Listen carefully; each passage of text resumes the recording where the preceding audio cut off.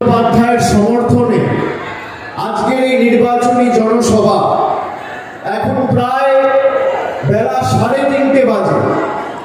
আমি 1:30 থেকে ছবি পেয়েছি যে প্রায় 1টা থেকে সভাস্থলে মানুষ আসা শুরু করেছে। 42 ডিগ্রি 43 ডিগ্রি তাপমাত্রা, এই গ্রীষ্মের দাবদাহ উপেক্ষা করে, মাথায় রোদ উপেক্ষা করে, বার বেলায় দুপুর 1টার সময় 2টোর সময় যারা জনসভায় আসে তারা শুধু তৃণমূলের প্রার্থীকে সমর্থন জানাতে বা অভিষেক বন্দ্যোপাধ্যায়ের বক্তব্য শুনতে আসে না।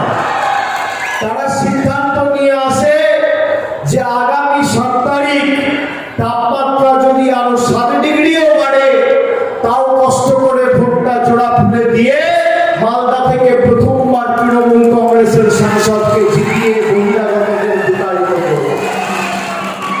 আমি মালদাবাসী, মালতীপুরবাসী যারা আজকে সভায় উপস্থিত হয়েছে, যারা আমাদের কথা শুনছেন, গণমাধ্যমে দেখছেন, সোশ্যাল মিডিয়ায় শুনছেন, আমি সকলকে অনুরোধ করব, আপনাদের সকলকে, যারা আমাদের কথা শুনছেন, আপনাদের সকলকে বলবো 1998 সালে তৃণমূল তৈরি হওয়ার পরে আমরা কখনো মালদায় কোনো আসনে লোকসভায় এখনো পর্যন্ত জয়লাভ করিনি।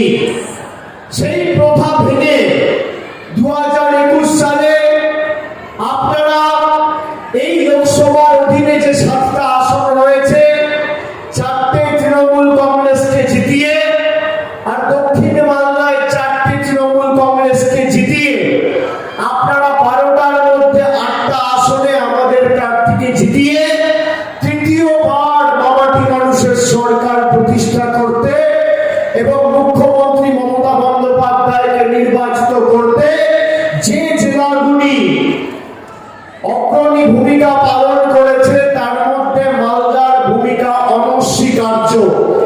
আমি আপনাদের নতমস্তকে কৃতজ্ঞতা প্রণাম জানাচ্ছি। 2021 সালে যে ফল হয়েছিল তার পুনরাবৃত্তি যাতে 2024-এ হয়, ব্যবধান যাতে আরো বাড়ে সেটা আপনাদের সুনিশ্চিত করতে হবে।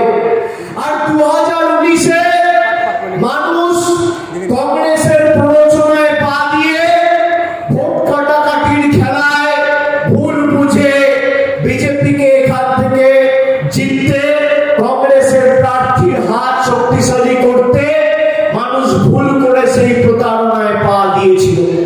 আমাদের প্রার্থী 2019 সালে ছিল এই মালদা উত্তর থেকে মৌসম নূর, 4,25,000 ভোট পেয়েছিল। আরেকদিকে বিজেপির প্রার্থীকে জেতানোর সুযোগ করার জন্য 3.5 লাখ ভোট কংগ্রেসের প্রার্থী কেটে প্রায় 80,000 ভোটে বিজেপির প্রার্থীকে জিততে সাহায্য করেছিল। খগেন মুর্মু আগে ছিল সিপিএম থেকে